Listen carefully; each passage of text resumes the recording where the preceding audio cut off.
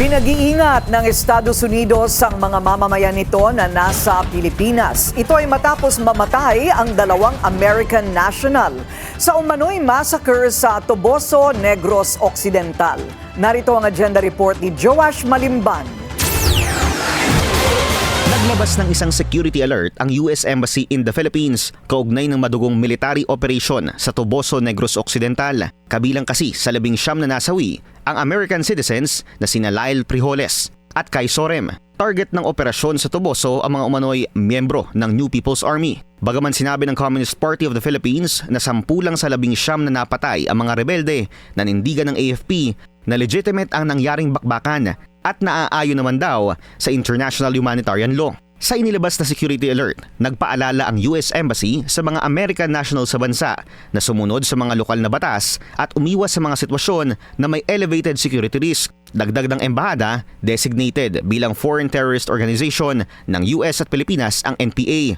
At lahat daw ng nasa proximity nito, malaki ang posibilidad na maaresto, masugatan o mapatay. Marami rin daw foreign terrorist organizations ang direktang nangre-recruit ng American citizens para sumama sa terrorist activities o di kaya ay magbigay ng financial support. Pero sa presko ng human rights group na Karapatan noong isang araw, nagsalita ang mga kaanak ng nasawing American citizens. Ayon sa atin ng PhilAm na si Lyle Frijoles, hindi ito ang unang pagkakataon na pumunta sa Pilipinas ang kanyang bunsong kapatid. Madalas daw kasi itong pumupunta sa rural communities para tumulong at matuto ng mga kultura nito.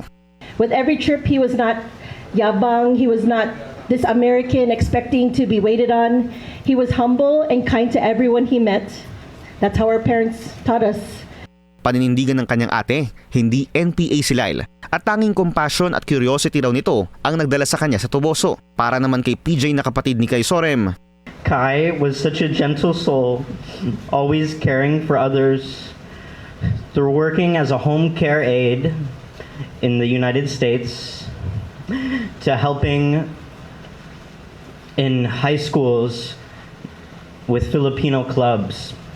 Sa kabila nito, nagpaalala ang US Embassy sa kanilang citizens na huwag sumama sa terrorist or insurgent groups at makipag-ugnayan lang sa mga grupong registered sa Philippines National Volunteer Service Coordinating Agency sakaling nais magsagawa ng humanitarian activities. Para sa agenda, Joash Malimban, Billionaire News Channel.